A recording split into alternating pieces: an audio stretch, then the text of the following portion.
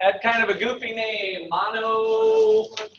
Monopolistic Competition, yes. Monopolistic Competition, and it had what three characteristics? Large, what? Large number of firms, free entry and exit, and heterogeneous good, or a differentiated product. So I thought I'd start by showing you a figure right out of the textbook here that has some recent data on some firms. And up at the top, we've got audio and video equipment. And the number of firms in that industry is 478. So now what names come to mind when I say audio and video equipment? Bose, Sony, Beats, Harman Kardon, RCA. All the ones that you normally think of are right up there.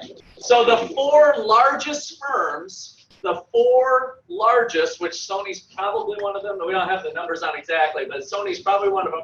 The four largest firms make up 40% of all the audio and video equipment sales. So there's four firms that make up 40%. The next four largest firms, so 8 firms total, make up about 60% of the market. And then the next 12 firms, we were up to 72%. And then there's a whole bunch of little guys nipping at their heels, right? But we still have 478 companies, which if they're not directly competing hardcore in terms of percentage of sales, they're keeping them honest, right? If Sony starts to jack up their prices too high, there's some little guy over here that says, I'm just as good as Sony, trust me. They have to go through a bunch of marketing and efforts to try to prove that up, but they can maybe keep Sony honest in terms of Sony can't jack their prices too much. Maybe they've had this perception of quality of their products, and so consumers are willing to pay a little bit of a premium for Sony, but maybe not a huge premium, right? They can't like ask some really obnoxious prices because there's still a lot of firms out there, even in a market like that one. Seafood, 100 companies. Men's and boys clothing, 296. Book printing, 558. China and pottery, 658. Frozen food, 315 companies. Jewelry, 767. Sporting and athletic goods, 1,800 companies. Now the top four, again, who comes to mind when we think about sporting goods, sporting and athletic goods? Nike, Adidas, Under Armour. You know, we start to run through four of them. That's probably somewhere in here. They're still only making up under 30% of the market. The big names that we're used to, that we know, there's still 1,804 other companies in that market. Okay? There's still a lot of companies. You probably would have never dreamt that. I didn't even know it was that high, right? But we start getting into different types of athletic goods, and I suppose there's a lot that covers a lot of territory. There's a lot of goods that would fall under that category. So fishing rods, for instance, as far as I know, Nike doesn't make a fishing pole, right? But there's probably a company in here that does. So there's a lot, but there's a lot of companies in there competing with each other. And then down to signs, where we've got 3,567 companies producing signs of different sorts. And the top four companies make up 8% of the entire market. So we got lots of different situations. Most goods, like I said last time, most goods on the shelves at Walmart probably fall into this monopolistic competition setup. These are most of the retail type of goods. This is the most common form of competition that we have in the world, for that matter, but especially the United States. Okay, any questions there? All right. So we're going to see some interesting things with the cost. We'll do some cost curves here in a second, but since I got the screen up, they've got an interesting little case here on Nike. I think it's Nike. The shoe, anyway. Maybe it's a general shoe company. Yeah, I think it's a. I think they're talking generically about shoes.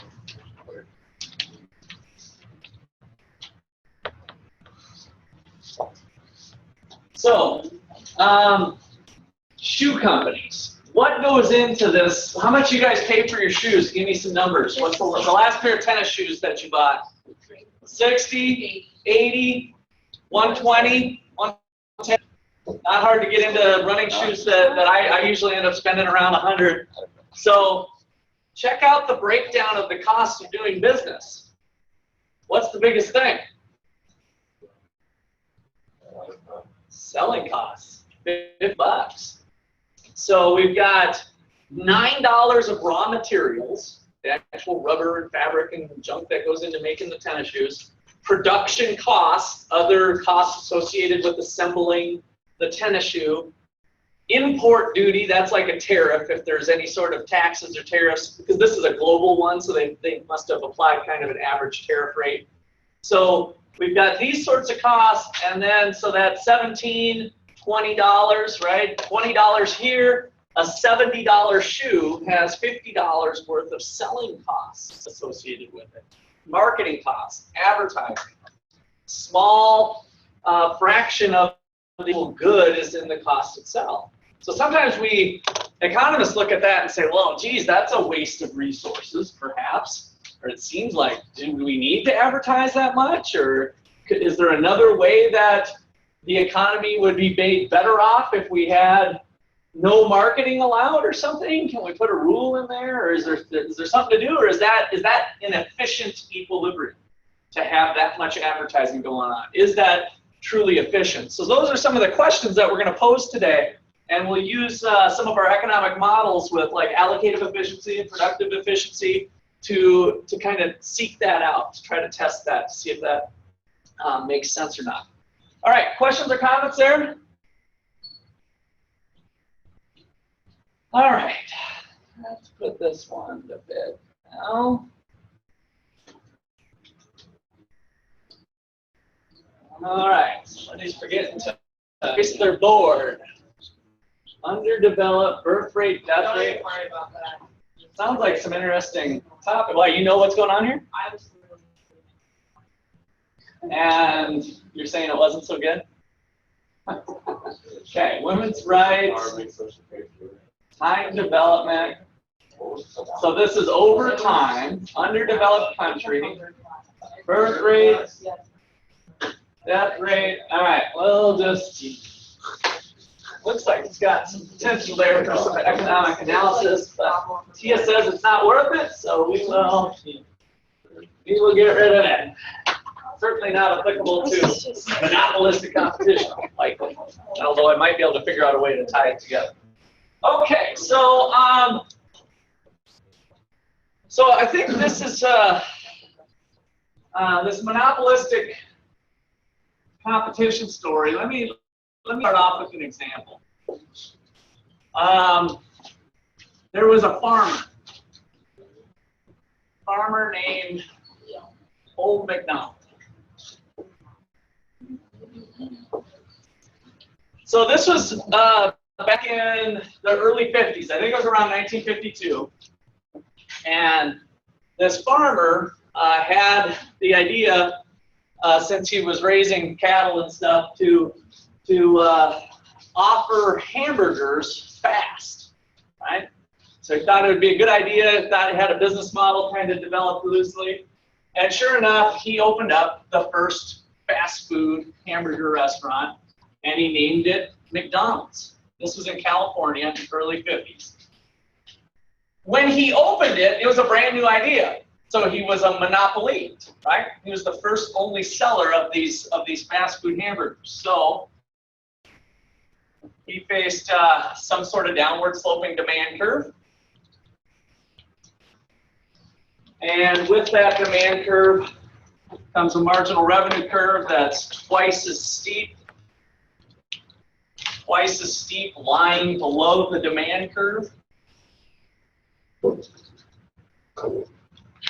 And the farmer with the new business is not immune to the law of diminishing marginal product, leading to the law of increasing costs, or the upward sloping marginal cost curve.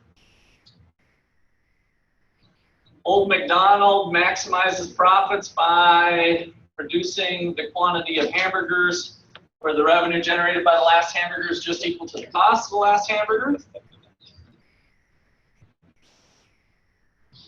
And so this is big Q here, and this is dollars being measured here. Old Macdonald's going to charge the highest price people are willing and able to pay for that hamburger, which at this time was 80 cents.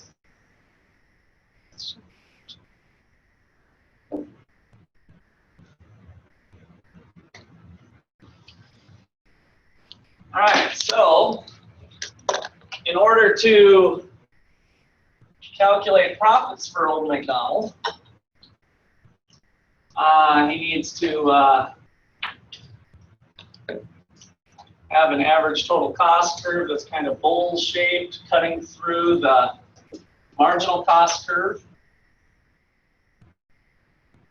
So just like the chapter we left, the average total cost of making this many hamburgers, you go up to the average total cost curve, hang a left, and we learned the average cost of making these hamburgers was just 55 cents, 60 cents.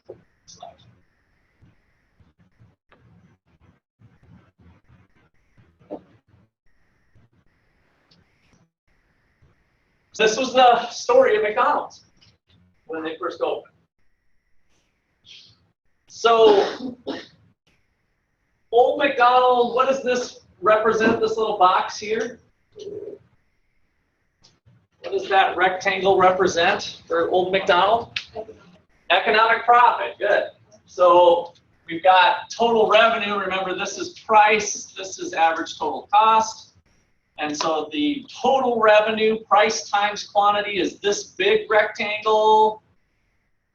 The total cost is this rectangle, average total cost times quantity. Total cost. Profits are total revenue minus total cost, leaves you this little area left over, which was economic profit.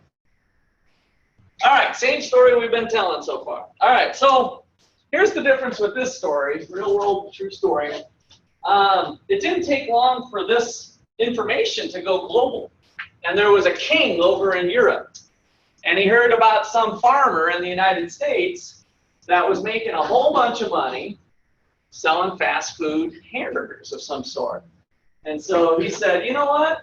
I'm going to go to the United States and become the Burger King. And so that's what he did.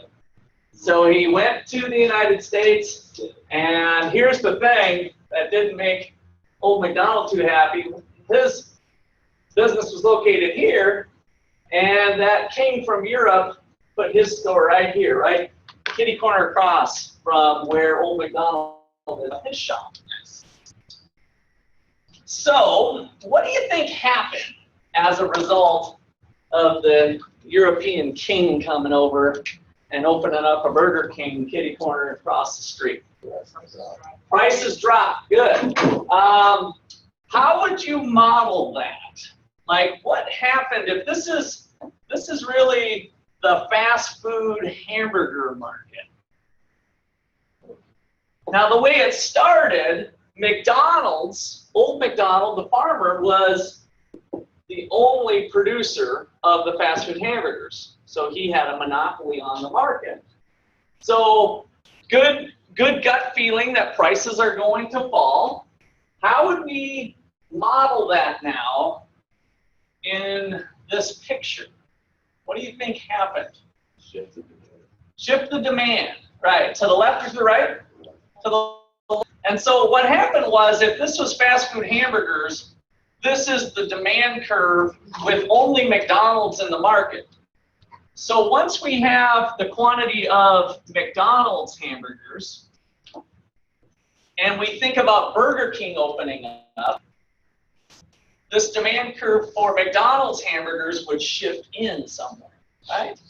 So maybe it comes in here.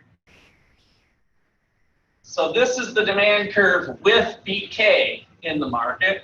This demand curve is only Mickey D's.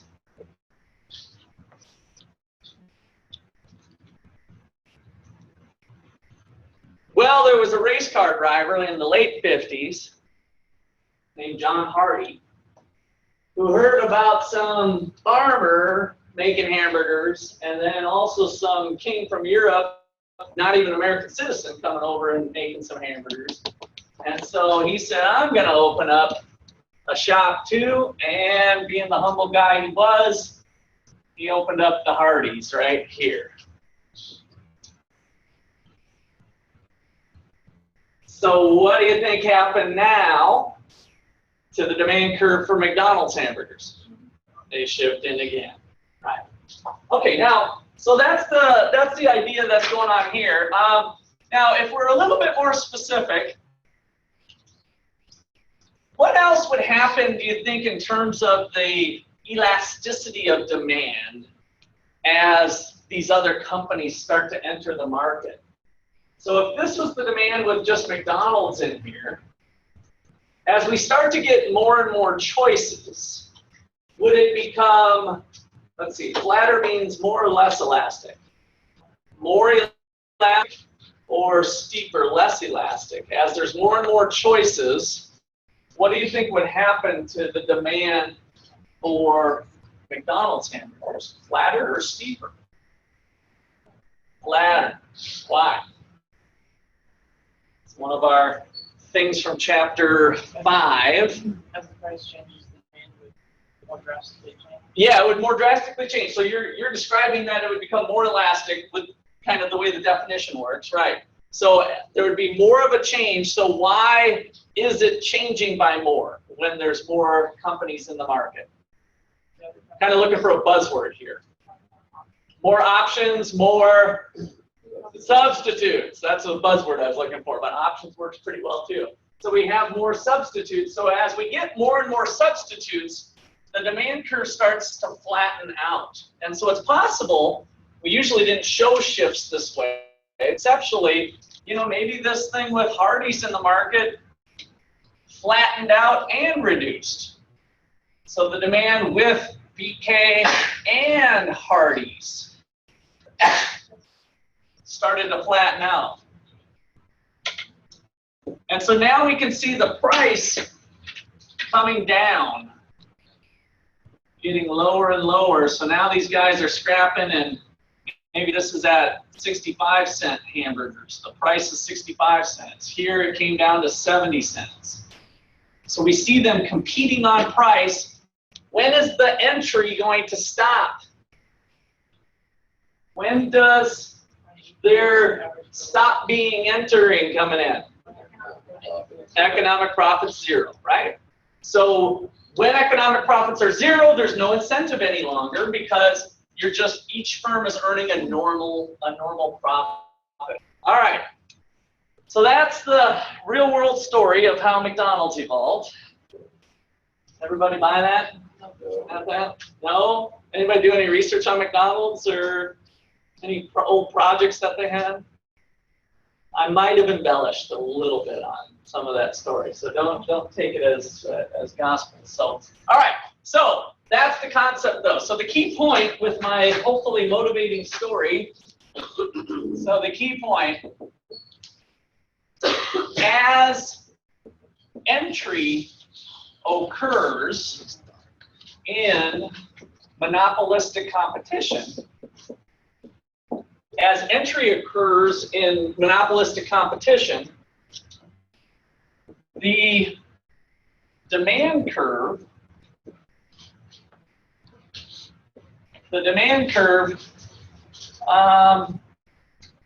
flattens and decreases for any particular firms,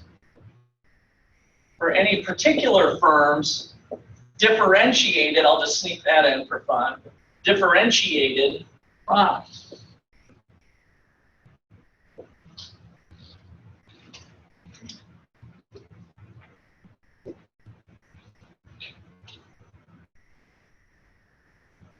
As entry occurs in monopolistic competition, the demand curve flattens and decreases.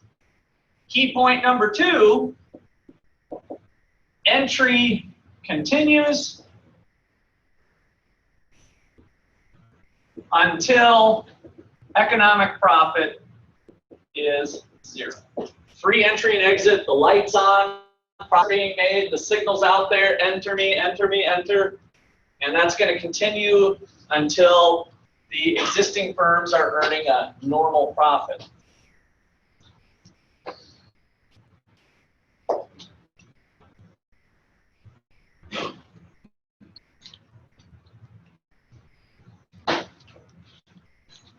So, you know, this might be kind of interesting. Just had an idea.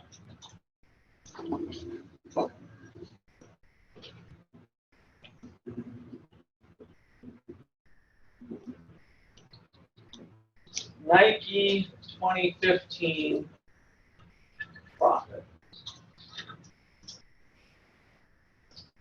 Okay, so Google is telling me, I'm just doing this off the cuff, so bear with me if this doesn't work so hot. Currency fluctuations, future orders rose. Overall, Nike reported a profit of $865 million. $865 million. Now, a lot of the politicians out there are thinking, I want a piece of that.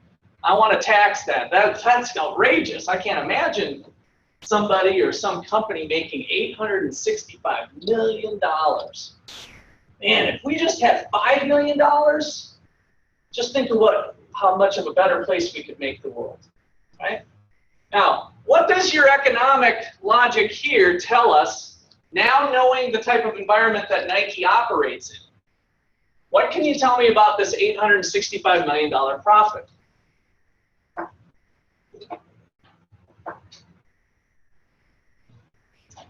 Is it outrageous? Is it obnoxious? Why? Well, no, they're not sharing it. I mean, well, I don't know what you mean by sharing it, but I mean, it is what it is. It's 860. The shareholders share it, right? I mean, that's the profits that get divvied up among the shareholders potentially. The amount of quantity, they didn't make this much up, but every pair is. Okay, so that's one thing, right? So yeah, if we started looking at the amount of profit per shoe, that might help put it in perspective better, right? If we knew that Nike, out of that shoe example that I showed, that the profit was only $1 a shoe. I don't know what it is, by the way, but let's just say it's $1 a shoe, which means they sold 865 million shoes, and they made $1 off of every one. Does that change your perception a little bit? Perhaps, right? It starts to put it in a different perspective. But we don't know for sure if $1 per shoe might be obnoxious or too much. Or is there some economic thinking that says something about the profits that the company's making given the environment that they're operating in? What should we think about $865 million of profit, whether that's $1 per shoe or it's the raw 865 million? Is it too much?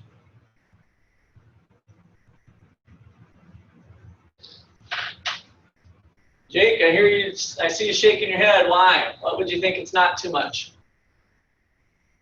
Were you just shaking your neck around a little stiff from the workout yesterday? Okay. That it's too low or too high? It's just extremely high. Seems high? What's everyone else making? Now that starts to get into kind of, let's just say that we found out,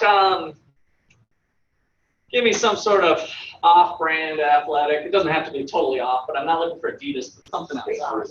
Skechers, maybe. I don't know. They're doing tennis shoes. Let's say Skechers made $1 million. Is that not fair that Nike's making 865 and some other company like Skechers or something's only making $1 million? How do we know this number is fair? Or is it fair? Or is it too much? People are buying them, they're in high demand. You're not hitting the right things that I'm looking for, though. How can you sit back when you hear a number like that we can't really wrap our arms around very well, right, as normal human beings for the most part, right? $805 million. How can we sit back and think, yeah, you know what, that's probably fair? They earned it by doing the work. That's kind of taking a different angle, though. That's almost like a kind of a personal angle that, hey, we have rights to do our own thing in the United States, individual freedoms, and so that's a different way of looking at it, but not the way I'm looking. I want to know, is there a problem in the athletic apparel department because there's $865 million worth of profit being made by Nike? Aiden? I think that like I would have a shoe business, I guess, like you look at it in the picture,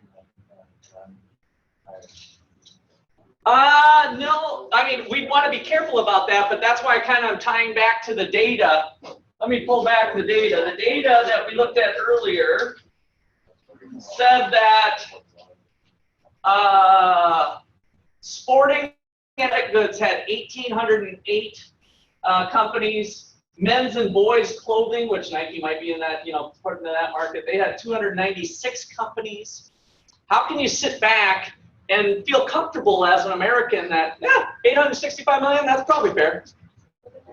Their overall cost? I don't think you need to do that. There's like no way to like compete with them, so you can't like just build a whole bunch of stores and start producing shoes.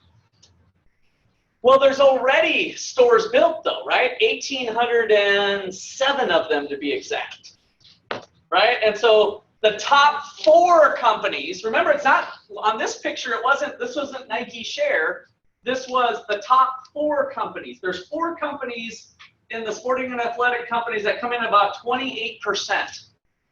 28% of global sales of the market. So Nike is some fraction that, let's just presume they're the biggest, because I'm guessing they probably are.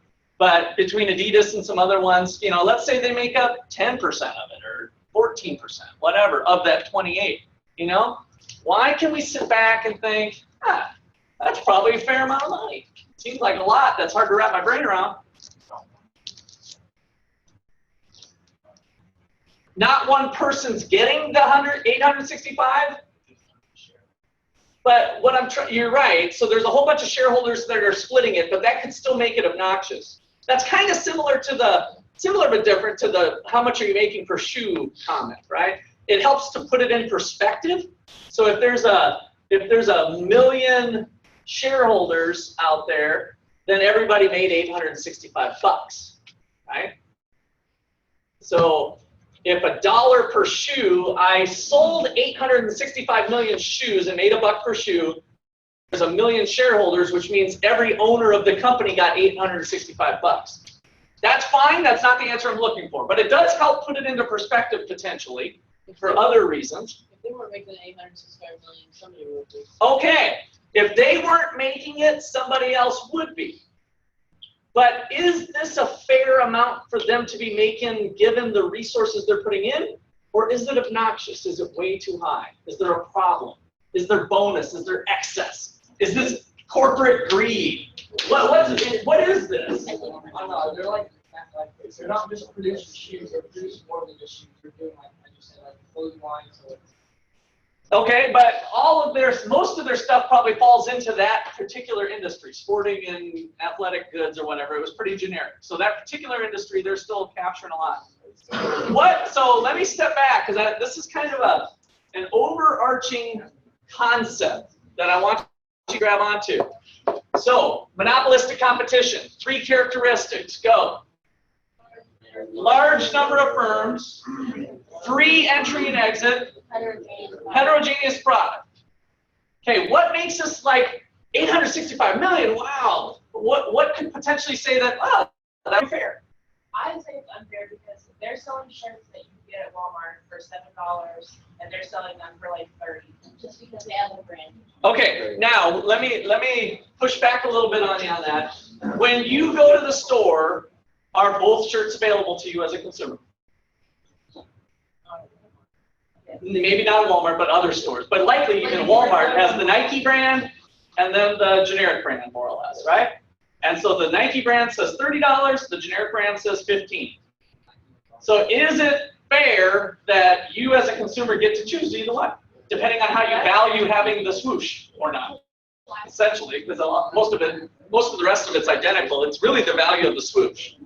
But God bless America, as long as you're not forced to buy Nike shirts, you have options because there's 1,807 other companies that are buying those shirts.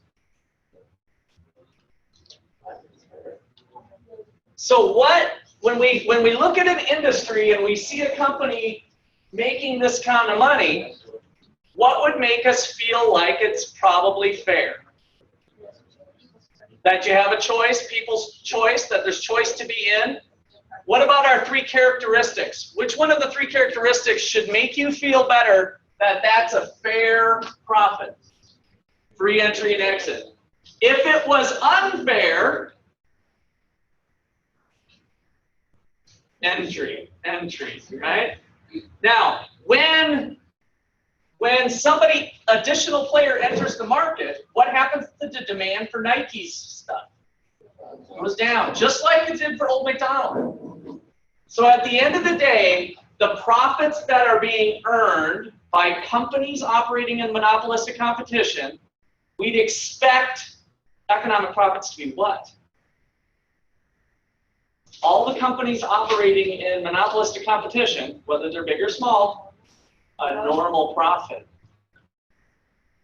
It's hard to wrap our brains around it, but as a econ student, not even an economist, if there's healthy competition, free entry and exit, and volunteer choice going on, don't sweat it. That's probably fair profit. It might even be low, which is kind of hard to believe. Nike might have projected their profits to be 900 million or something. Right? This is actually an off year. We don't know. But if you know the characteristics of the market, you can sit back and say, that's probably fair. Where we get into the unfair stuff is when we get into the monopoly situation, where their profits are unchecked because of barriers to entry, right? Just the opposite of what you guys just told me. The free entry exit is what gives us this result. But when we have the pane of glass in front of our signal and the little flies come bouncing off the glass, that's where the problem lies. So we're always looking for barriers to entry as really the problem of profits. So when you see a big number, I hope that you don't get too disturbed by it.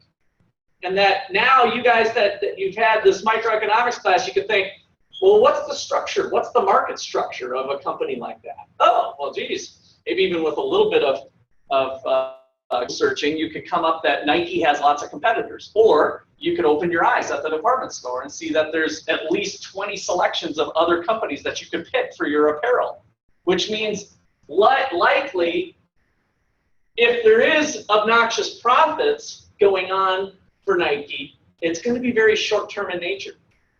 They had a big year because they picked Tiger Woods to represent their stuff, and Tiger just happened to win what do they call it in golf? The Masters, when they win all of them. What's that called?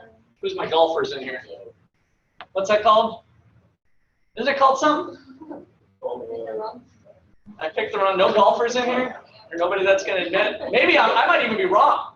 There might not even be something. Don't they get like a green jacket? Well, okay, so the Triple Crown with horse racing, right? You got those 3 races. If one horse wins all 3, that's the Triple Crown.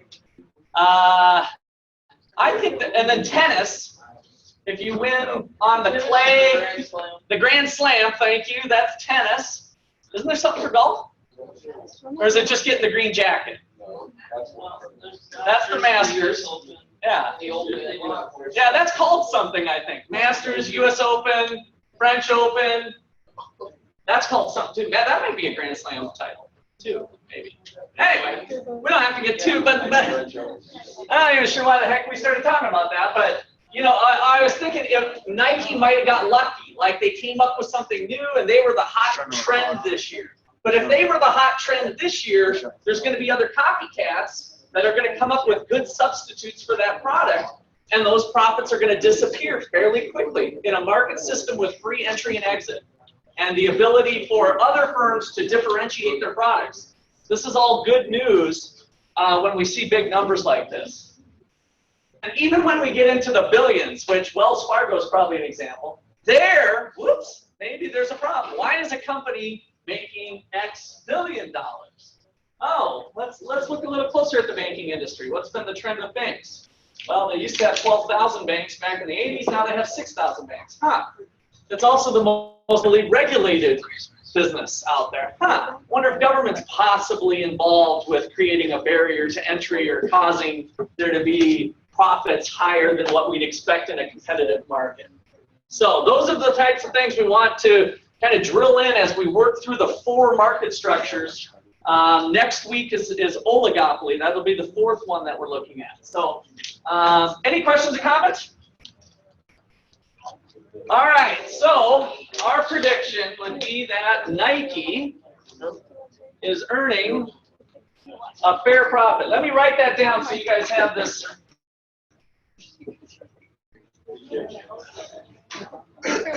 Okay, so example.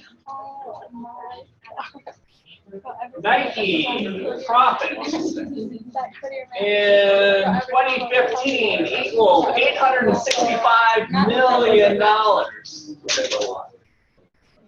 Is this too much or just about right?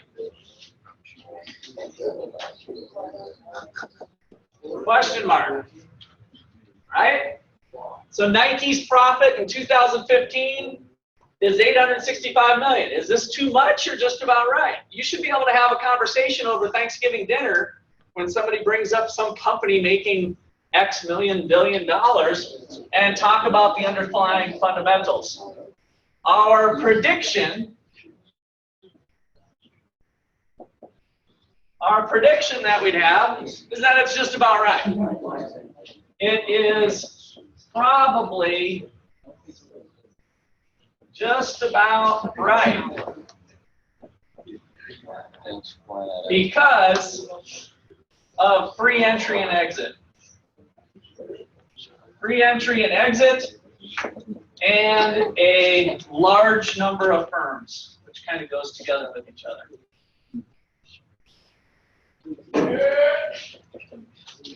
Competition squeezes out excess. Competition drives us to an efficient result. So competition gets rid of excess profit.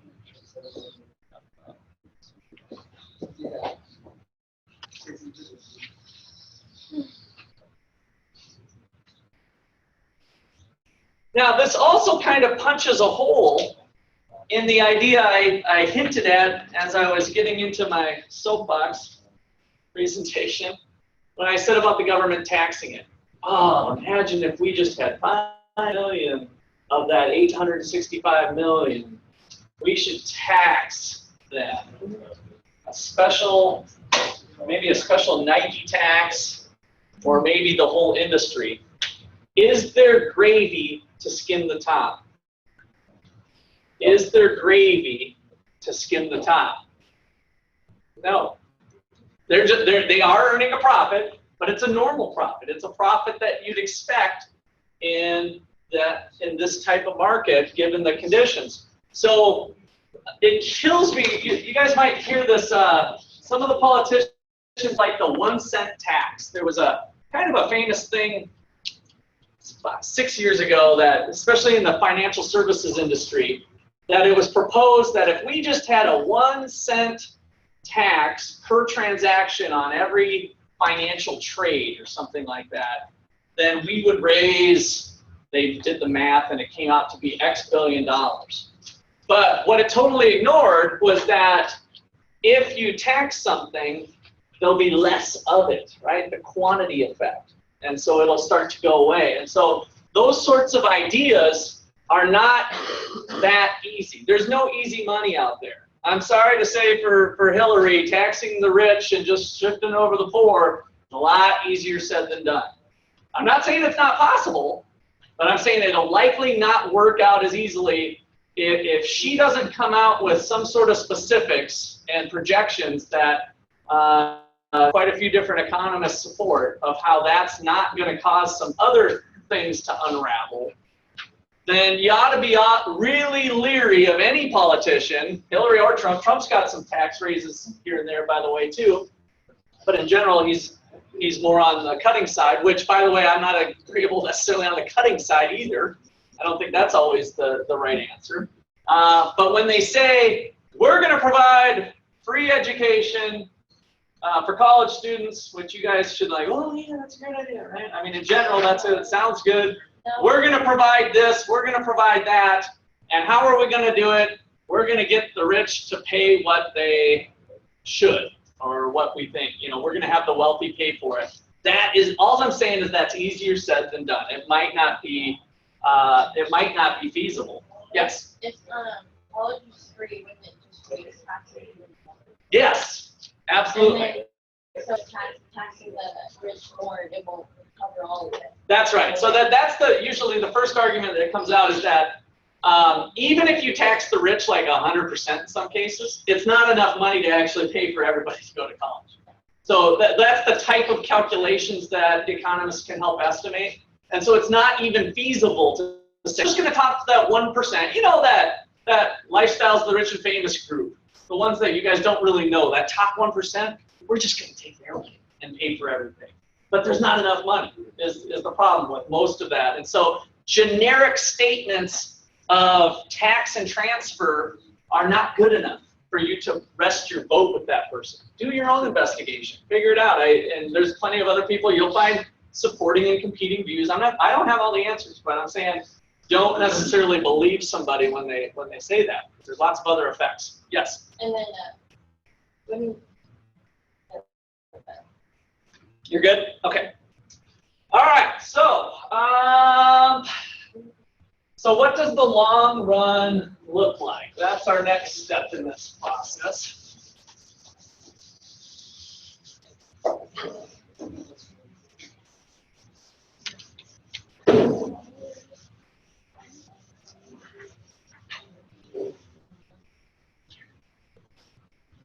All right.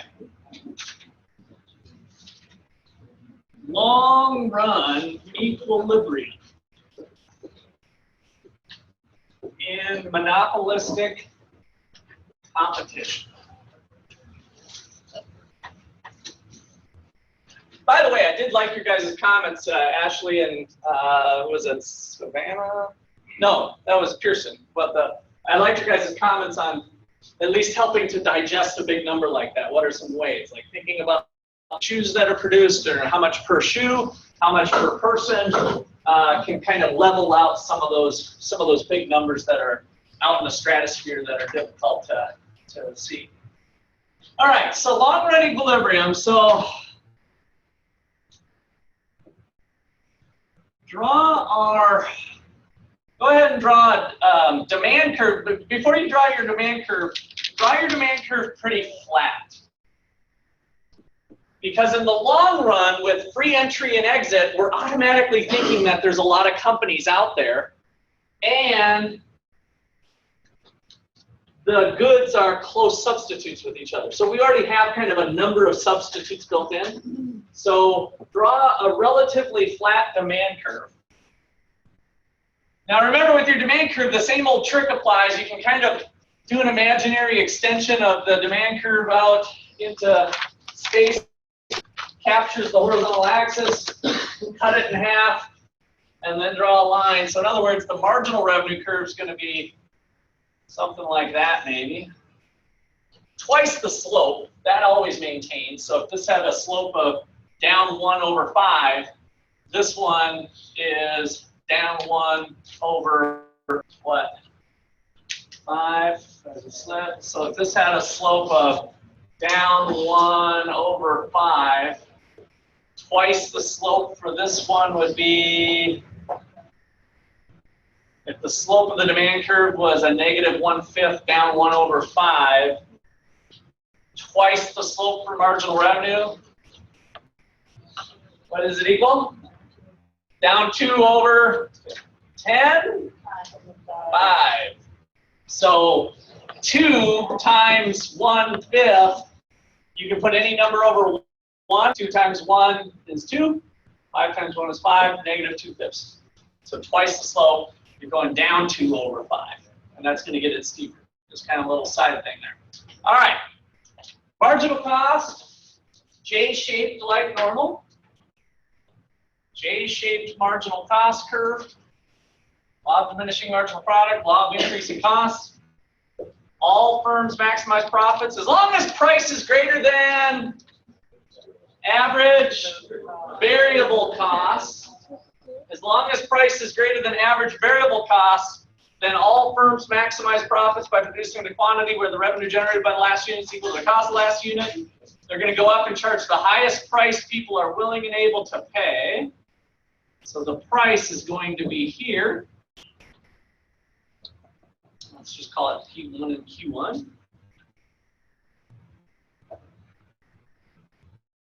Now, the last piece of the puzzle is the average total cost curve. Since this is a long-run equilibrium, what would you predict economic profits are going to be? 0. All right, so we need the average total cost curve to be coming right there. Now, watch me draw this. This one is a little tricky. So now you're going to come down with your bowl shape.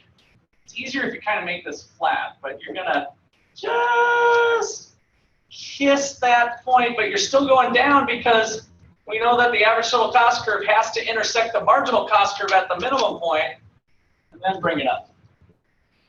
So this is just kissing that point. It's just tangent to the demand curve at that point. That is the correct drawing over a long-run equilibrium in monopolistic competition.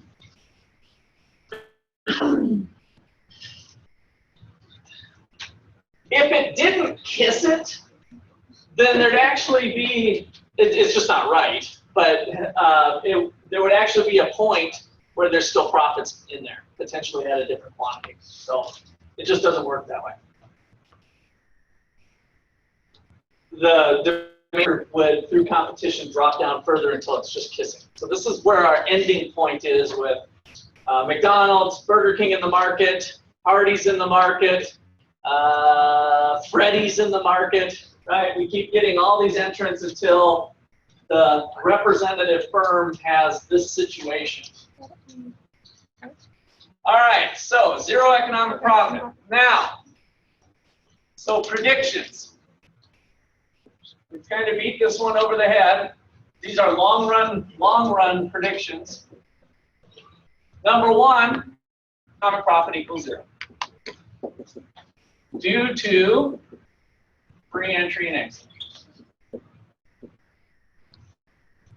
Free entry, exit. All right, that one we've covered.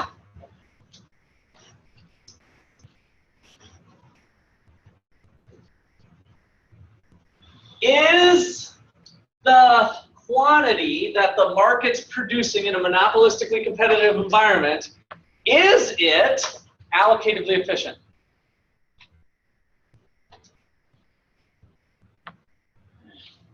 Is this quantity that Nike is producing here, is that quantity allocatively efficient?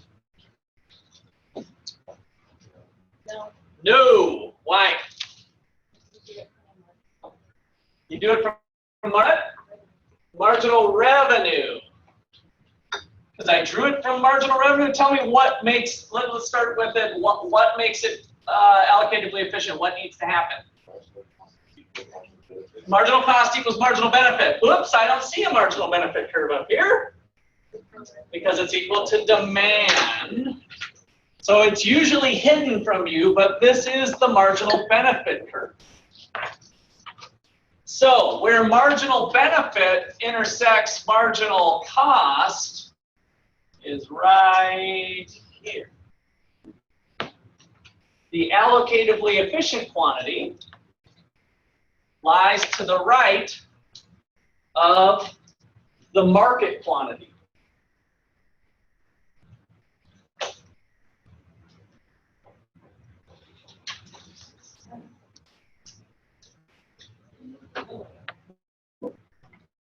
You're so quiet, looking down. Are you sleeping?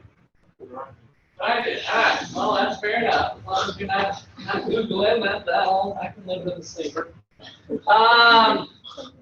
So what is going on? Underproduction or overproduction in the language that you'll see on your homework and test? Underproduction or overproduction? I hear some overs, I hear some unders. Kind of depends on what our benchmark is. So compared to what we'd expect in allocative efficiency, are we underproducing or overproducing? Underproducing, right? So there's not enough being made relative to the allocatively efficient quantity. So number 2, Q star is less than what is allocatively efficient. So we have our under production, which was the same result we got with Monopoly, by the way. Right? Marginal benefit does not equal marginal cost at the market quantity. At Q star 1, marginal benefits are higher than marginal cost.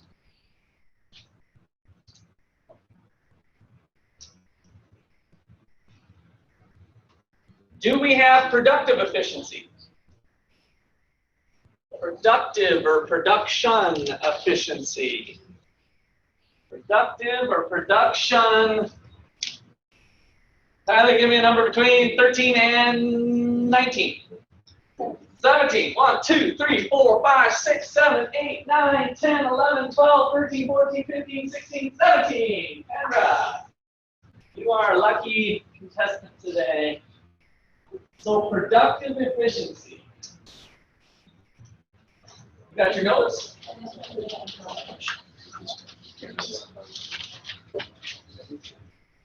Productive efficiency.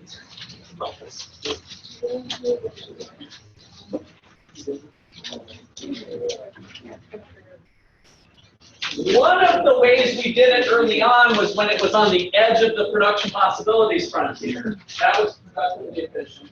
But then I changed it on you when we got to this analysis. There's another way to look at production or productive efficiency. What did you come up with?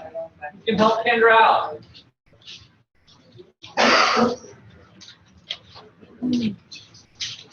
What'd you get?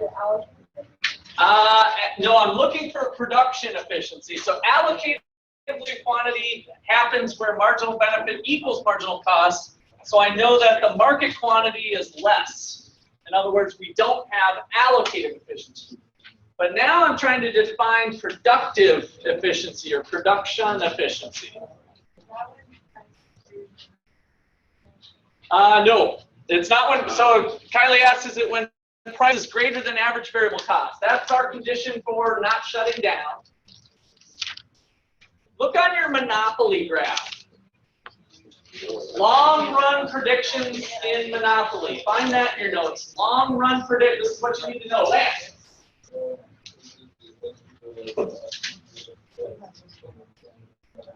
Okay, so yes. So Lance found it. Where did you find it? Long run predictions in perfect competition. Good resourcing. So we've done this each time. Perfect competition and Monopoly. With perfect competition, we had productive efficiency because production was going on where average total cost was minimized. So what Lance found in this, did everybody find that in their notes? Either under long-run predictions for Monopoly or long-run predictions for competition. I've identified that each time, the same thing I'm doing right here, looking at long-run predictions in monopolistic competition,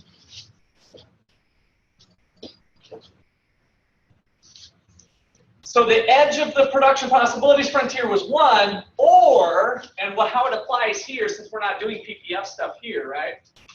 It's at the minimum point of the average total cost curve. The minimum point is always where it intersects the marginal cost curve. So on some of your homework problems and test problems, it'll just say, where's productive efficiency? And they won't do a big fat dot like I've been doing in the past. They won't put a big fat dot there. That big fat dot was because it represents the minimum of the average total cost curve. Average costs are minimized at that level. And so at that level is right here, the productively efficient quantity is somewhere to the left. I'm sorry, somewhere to the right, the market quantity is to the left. So, no, I guess let me summarize this thing here. Therefore, no allocative efficiency.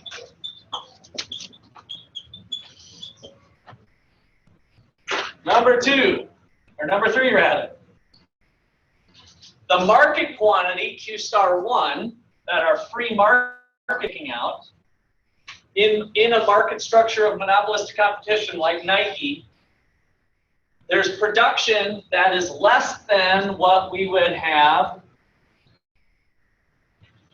where costs are minimized. Costs are minimized at this quantity. And therefore, again, we have underproduction. Underproduction.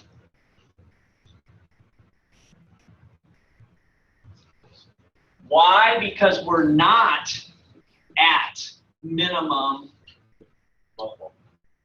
of the average total cost curve. We're not at the minimum of the average total cost curve. Therefore, we have no productive efficiency. Let me write that out. No productive or production efficiency. What is the PE stand for? PE is productive efficiency. And I just wrote it out at the bottom, but yeah, I probably, that was our, so QPE is the quantity that is productively efficient. QAE is the quantity that's allocatively efficient. Now, how does this compare to the long-run predictions we had for Monopoly? How does it compare? What's the difference? Look at your long-run Monopoly outcomes. How do they compare?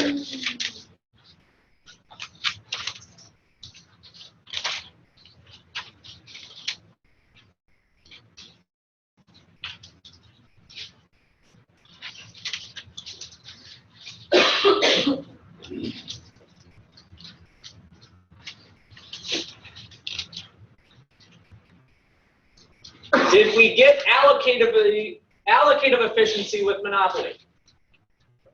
No. Same thing going on, right? More or less, you have kind of the same thing running. Did we get productive efficiency? No. Kind of same thing, underproduction.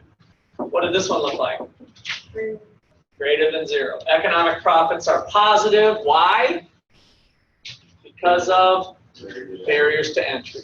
So that tweak, that change to the market structure of having free entry and exit is getting a result that economic profits are normal. They're fair, if you will, is one way to think about it. Companies need to make some money in order to stay in business, but the amount of money they're making is fair return, given the resources that they're using for their business. Okay. Now, it takes a little bit more here to think about monopoly versus monopolistic competition. These two things are a little bit different. As more firms enter the market, what happened to the demand curve? This is in your notes like from 10 to 15 minutes ago. It flattens. Now, watch Golf Club Magic.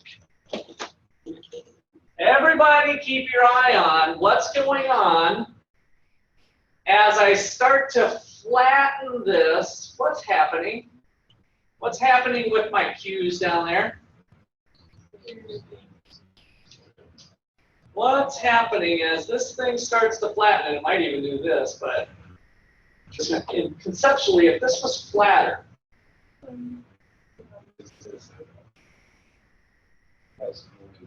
prices going up or down? Decreasing, right? Because we're on a little, this is hard, we're getting almost microscopic here. What's happening to the market quantity? Q star 1. It would act, so I'm not, remember this moves with this. These are anchored together. So if this gets flatter, what happens to marginal revenue? I should have brought 2 clubs today, I guess. It decreases, it gets flatter also, right? Yeah. 1/5, 2/5. It's always twice the slope. So these two are actually moving in harmony together at twice the slope. The flatter this one gets, then I'm going to have another one cutting through like this. What's happening to Q1? It's going up, right? Check it out. If I take my, let me do it with the marginal revenue. If the demand curve's flatter, the marginal revenue curve's going to be flatter too, and we get the quantity heading this direction, right? So the quantity's heading this direction, which means we're getting closer and closer to collapsing into these. Watch what happens when it gets totally flat. What does this look like? If it was totally flat, it'd be perfect competition, basically, right? It's our same result.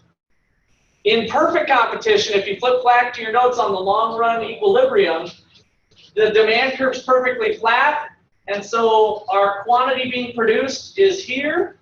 Marginal revenue is equal to it, and so the quantity QAE, QPE, they're all going to be right here at the minimum point. They all line up, they all collapse on each other. So this kind of highlights for us the advantages of monopolistic competition in that as we add more and more competition, profits will stay at 0 and we'll get more and more closer to what we'd like to see in terms of efficiency. Marginal benefit equals marginal cost, and firms are operating at basically the lowest cost possible on average, the minimum point. All right, so this is a bit of a trade-off then that economists are look at. There's a couple words in here that I want to highlight for you.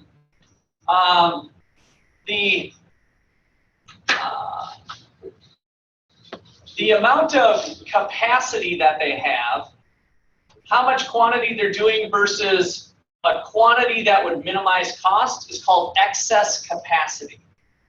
Excess capacity. So I'm going all the way over to the QPE. We call this excess capacity.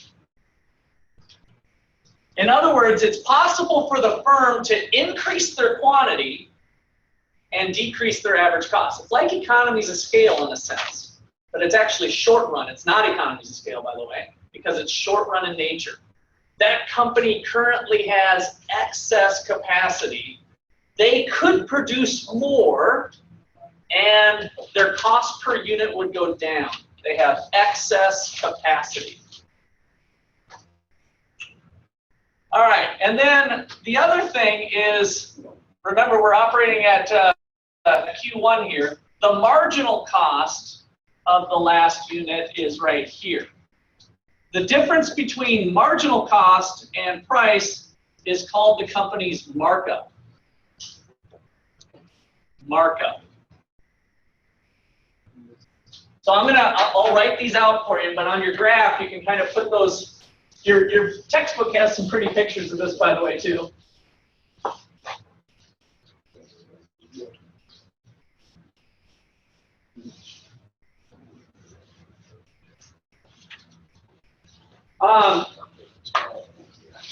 You guys will bring a lot of value to your small business or your company. They're going to talk to you in terms of stuff like contribution margin. You haven't even maybe possibly heard that all. Somebody's got a new idea. Hey, let's do a new product. Well, what's going to be the contribution margin? Well, if we add this product, it's only going to cost us X amount of additional dollars, marginal cost, right? That product is only going to cost us, let's call this $10. That product, that extra thing, is only going to cost us $10. And man, I think we can sell that baby at $12, right? So that extra move of the new idea that we're thinking about doing at our company is going to contribute $2 towards overhead, profits, other fixed costs, right?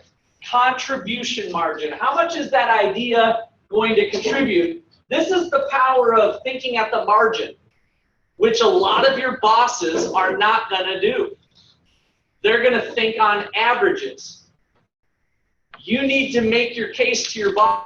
Say, listen, I've done the math. I've got X amount of dollars of materials. I know it takes X amount of labor to make this, and so it's going to cost us $10. And then he's going to say, what about the rent? And you're going to say, listen, idiot, you don't factor the rent. What, you not even go to school? Well, that's right, you didn't go to school. You're a millionaire running this business. That's why you hired me to make those decisions, right? So I'm not trying to knock that person, whoever that boss is. That might be very cool that they did that. But this is what you're bringing to the table, is to think at the margin. No. As long as I can find a new idea that brings new dollars to the business, I'm at least contributing something, right? I'm covering my variable costs, right? Because the marginal cost is the change in variable cost, and you're at least covering that.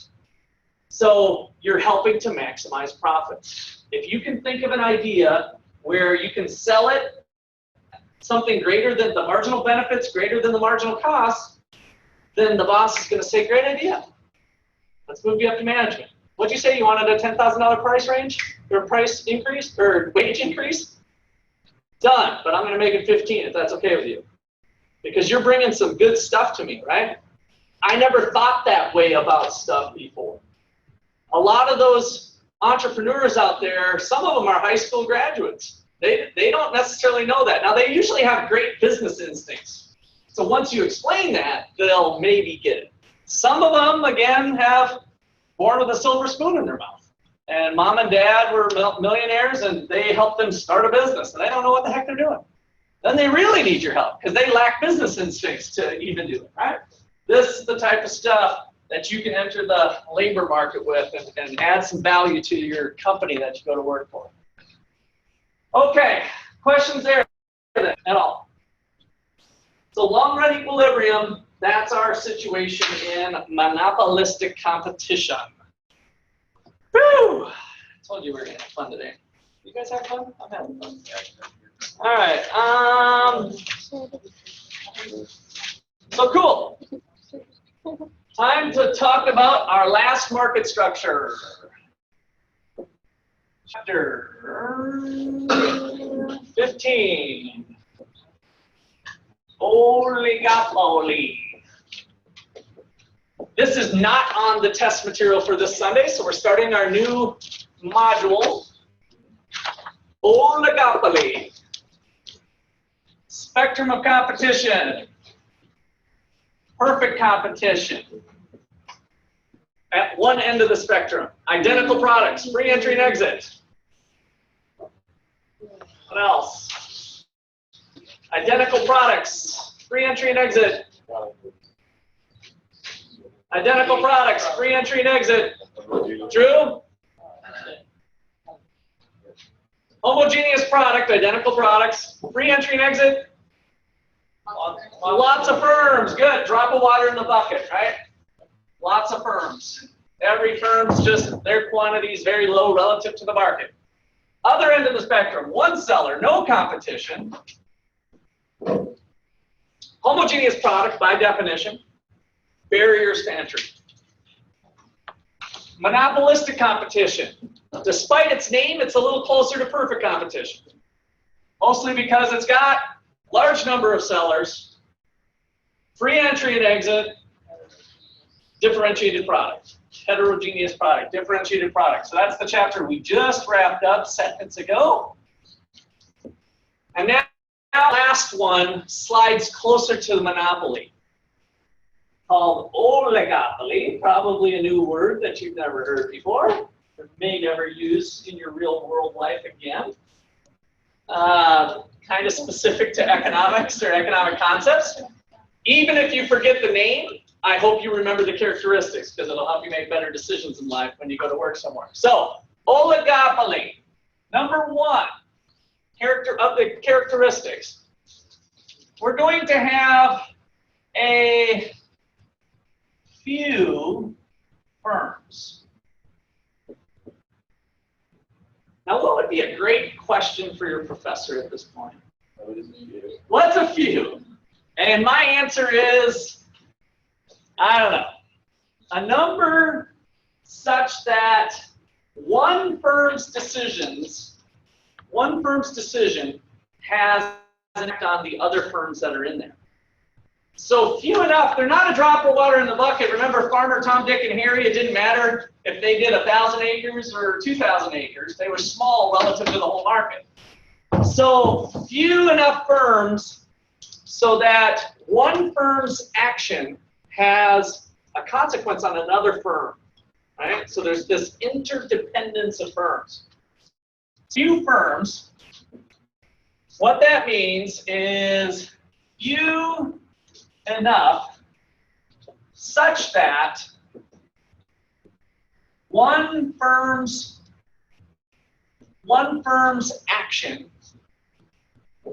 action/decision, one firm's action or decision has an impact on the other firms. And this is our most important tweak that we're putting to our model. We've got few firms, and these firms are what we call interdependent. There's an interdependence of firms. Interdependence.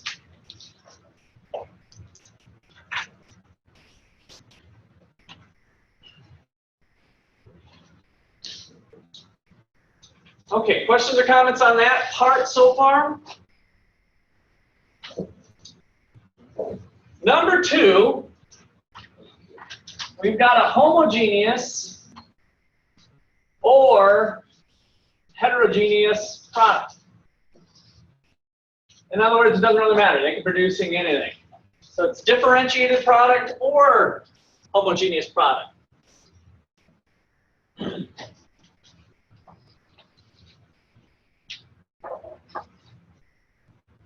And number three, barriers to entry.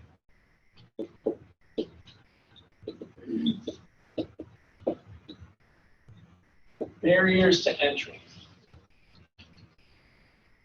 And then we've got our barriers to entry list that's the same as what we did for Monopoly. We've got possibly some government protection rolled in there. What was another thing, another type of barrier? So we had government possibly creating a barrier. What's that? The expense, the high cost of entry. So kind of large fixed costs. So high costs of entry. That can create a barrier to entry. High cost to entry.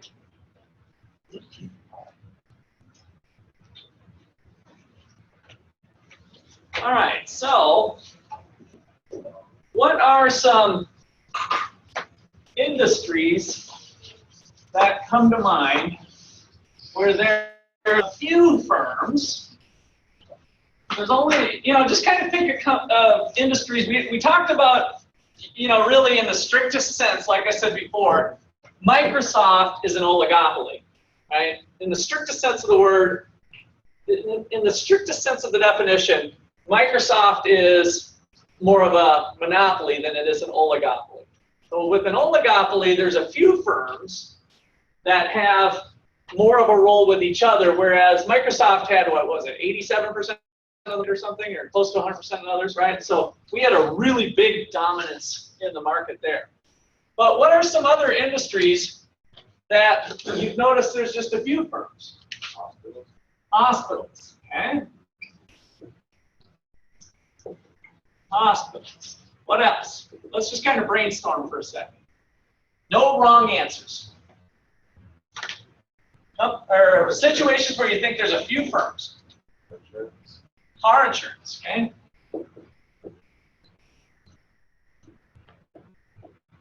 Somebody other than Ike. What's that? Places to rent cars. Okay, rental car business. That's probably a good one, actually. It's funny that you mentioned that. I'm driving a 2016 Camaro right now. What? So if you want to see it after class, actually I'll go give you a ride in it if you want. It's kind of fun to pop it. And if I take action control, I can kind of burn rubber around. I haven't done it completely yet, but I will before I return it. Yeah, it's kind of a fun car, kind of comfortable. I've always been kind of a Chevy fan. So my Jaguar's in the shop, which doesn't surprise a lot of people when I tell them that. And so I took it to the big dealer on 35, Aristocrat Motors. And so some of those high-end places, they commonly give free loaner cars out. And that free loaner car happened to be a Camaro. And actually, it was funny. I was slightly disappointed, which is funny now in hindsight. When I pulled up to drop my car off, there was like 4 Range Rovers parked like right at the drop-off spot. Crap, they didn't give me a Range Rover? And then, no, of course not. They only gave me a Camaro. So I was disappointed. But as soon as I put my foot on the accelerator, my disappointment waned. And it worked out pretty good. So, okay, yeah, so rental car. And so anyway, Aristocrat, what I was surprised with is that they had, when I checked in my car, he said, okay, go over to see Alan over here to get you hooked up with the car. And I go over there, and it's an enterprise rental desk. So within the car dealership, instead of doing their own rental loaner cars, they chose to have Enterprise run their own business within to handle that. Must have been, that's a whole another ball of wax to get into the rental car business with insurance and everything else. And I'm sure they just found it was easier to just hire out Enterprise. And then if I go crash that Camaro, which can't pull that out, then Enterprise just deals with me, and it has nothing to do with Aristocrat Motors, right? Nothing to do with my bill. All right, so good. Rental car. What else? Other places where we got a few firms. Airlines, yeah. Airlines. What else did I hear somebody say? Let's get a couple others. How about, since you mentioned airlines, how about airplanes? Airplane makers. That's kind of a famous one. Do you guys know who they are? Boeing and Airbus. They pretty much run the show. Boeing and Airbus is kind of a classic one. Boeing and Airbus. All right. There's a real famous one globally. It's a homogeneous product, and you guys use it every day, especially when you go driving your car. Gas, but drill down, where does gas come from? Where does gas made from? Fossil fuels, like crude oil, right? So crude oil, so the crude oil market has just a few. Does anybody know the name of the organization that kind of controls the world supply of oil in theory, although there's some, doesn't always do it perfectly? World supply, Saudi Arabia, Kuwait, Venezuela. Begins with an O. It's an acronym. 4 letters. First letter O. Second letter. O. This is like Hangman or something. O. I. Nope, it's not oil. Second I letter. think you guys are going to know it once I tell you, I think. Usually the class, somebody in class knows, a few people, more than a few people know it. Second letter. Let's see. Wait, let's do it little. We should have a little spinner or something. Just hang me, put it hang man. How do you do hangman? We get it, 1 extra point. I forgot. Oh my God. Guess the letter, you just wrong letter. All right. So let's do We get it. it right here, extra point. All right. So I heard an I, so that was wrong. So now I get to draw the head, Put an I over here. and then an I over here. Okay, got it. Next, S is wrong. P is correct. Who did the P? All right. So the P goes here. Opal. Never mind. This is purely opal. Next letter, E is correct. Opal. Oh, what? Oh, pack. How do you spell it? Not the C. That's right. There it is. You guys win. All right. OPEC. So now the tougher question that almost. So you guys are lacking a little bit here. I got to tell you, because normally somebody knows it's OPEC, but then my next question is the true stumper. And I would be, I guess, willing to bet a ride in my Camaro that nobody will get this. What does it stand for? Oil. Oil, petroleum. 5 seconds left. Exile. Car. Oil production. No ride. No Oil ride. production. It's close. All right. Here's the deal. It is. This is what always screws up. It used to screw me up too. Organization of petroleum exporting countries. Yes. Organization for Petroleum Exporting Countries. All right. So that is kind of a famous oligopoly over time. All right. So our first little look at oligopoly is going to be getting a little bit kinky.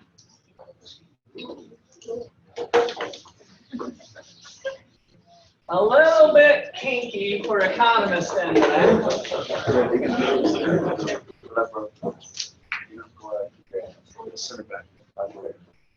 All right, so we're going to look at the kinked demand model. Kinked demand for oligopoly.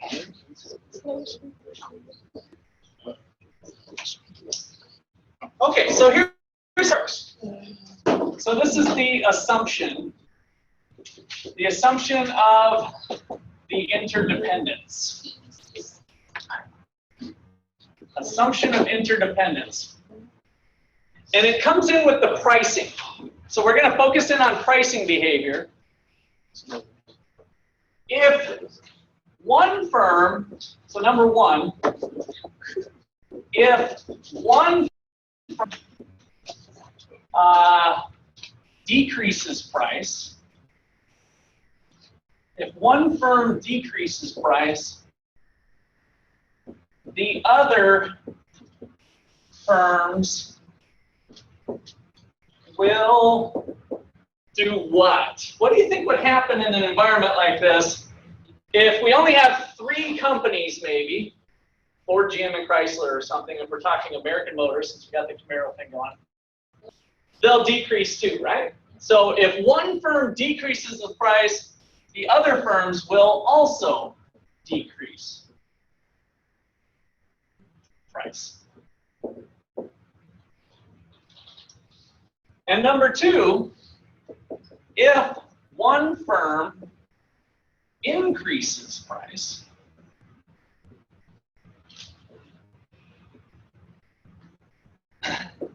the other firms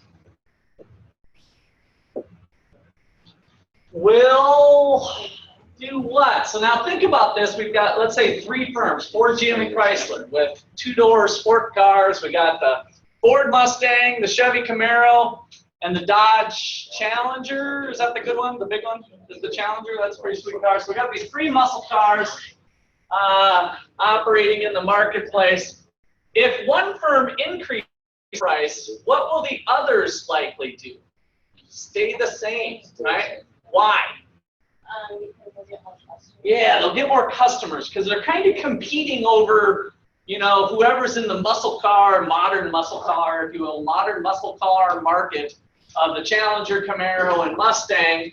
If one firm increases the price, the other firms will not change price.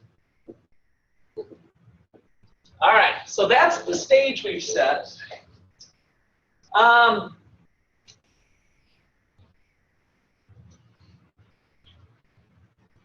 What was our assumption before with prices? If a firm increases or decreases price,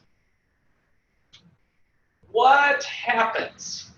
If a firm decreases price, what happens? Law of demand. Demand, be careful. Be just more specific. Quantity demanded, right? Some of you lost some credit on that on your test. So as price goes down, quantity demanded goes up, right? And then what's that last part we put on it? Ceteris paribus. Ceteris paribus like what? Everything else like what if we're talking about the Camaro, the Mustang, and the Challenger?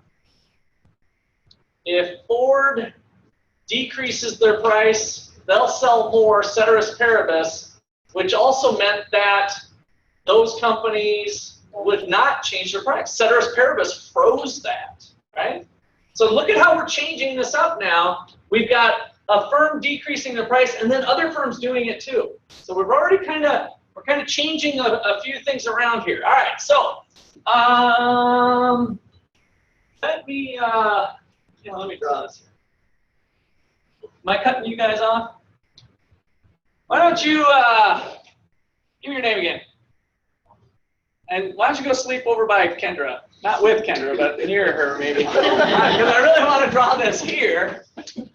But I know you're gonna be cut off, but we got so many other chairs. Ike's got one behind him there next to Zach. All right. So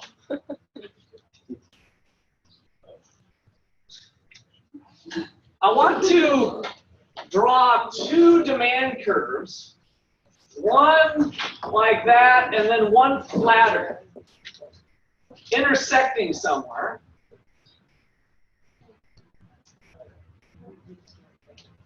And where the 2 intersect seems to be where all the action happens in economics. Let's just say that the price of the car, I haven't even looked up. What does that Camaro run? 2016 Camaro, anybody know? 25? Is that in the right range? So the Challenger, I'm guessing Mustang, they're all kind of in that 25. So let's call it $25,000. So 25K, $25,000. I'd say 30 actually. How much? I'd say 30. Closer to 30? All right, we'll get more specific here. You guys can keep 25 if you want, if you already wrote it down, but let's call it 30. All right.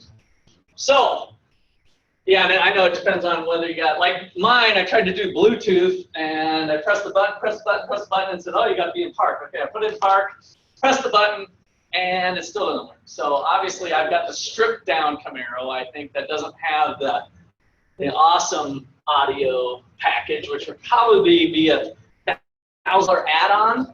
And what's the marginal cost of Camaro having my piece of equipment be Bluetooth enabled? What do you think? What would be the marginal cost to Chevy of Bluetooth enabling my Camaro? if they're adding maybe it's a $500 add-on, but what do you figure it is? $500 to make it Bluetooth enabled? My screen says Bluetooth. Like if I just press it, it's just dead. What do you think? Probably the flip of a frickin' switch, but they're charging $500 for it. God bless America, right? The whole price discrimination thing. That's how we sell more cars. We're able to sell more Camaros to different people. They sell more quantity of Camaros because somebody who can't afford that kind of price, they can afford the little bit cheaper model. And of course, maybe they don't even have a cell phone. I don't know. But price discrimination. Okay. So, which one of these demand curves is the demand for the U.S. muscle car, modern muscle car, and which one's the demand for the Camaro? Is this one, let's call it, I guess D1 and D2. Is D1 the Camaro, or is D1 the demand for the U.S. muscle car? D1. The one is the U.S. muscle car? This is the Camaro? This is the Camaro. Okay. So let's see here. All right. So if we increase the price, if one of the companies increased the price, which one are they going to follow? So if this is the demand for the Camaro, and they increase the price to, let's say, $32,000.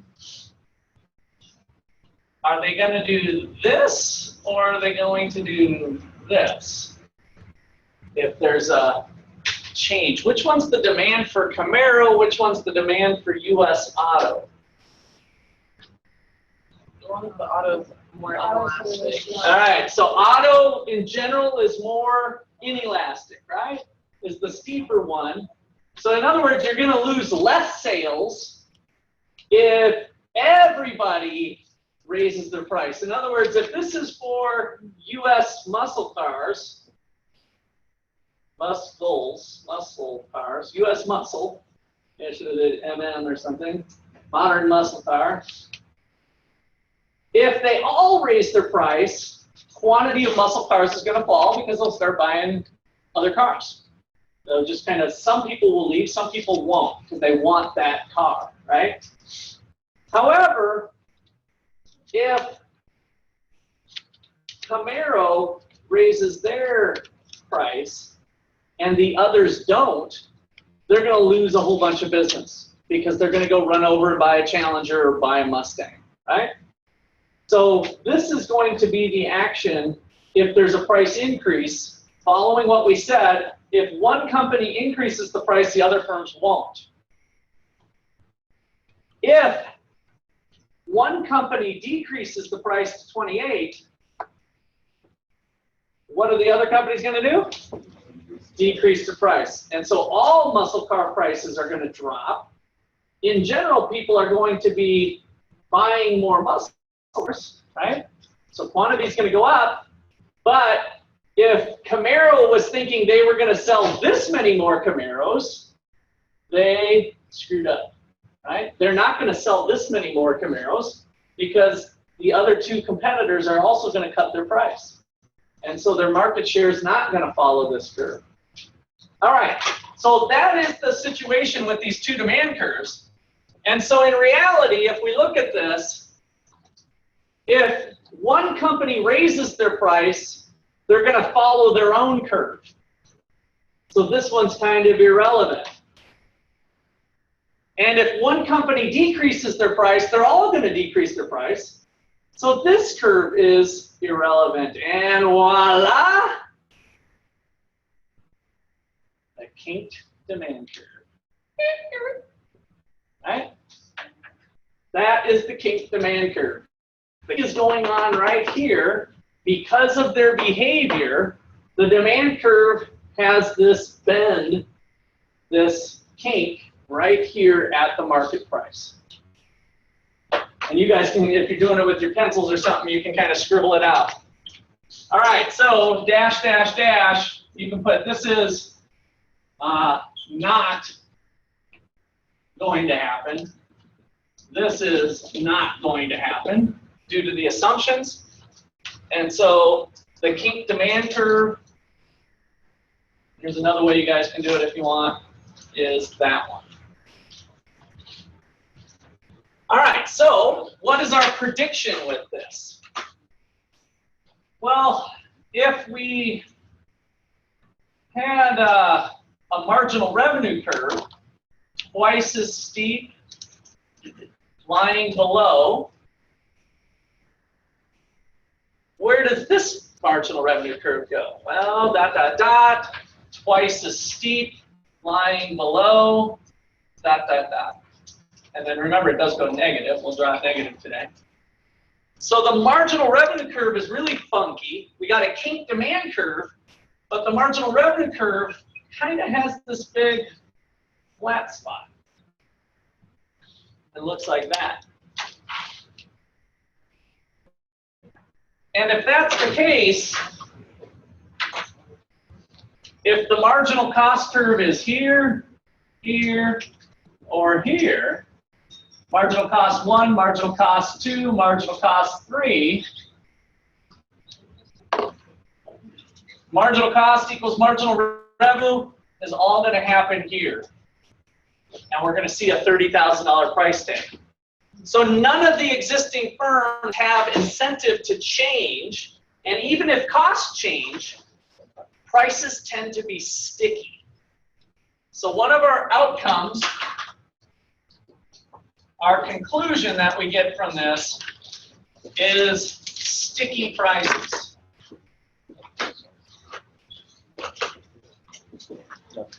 So sticky price. No firm has incentive to change. No firm has incentive to change price. Operating independently. All right, we will pick up there on Monday. Have a good weekend. Did you guys do this sign-in sheet? Yes. Oh, you did? Good. I remember. I didn't think I remembered.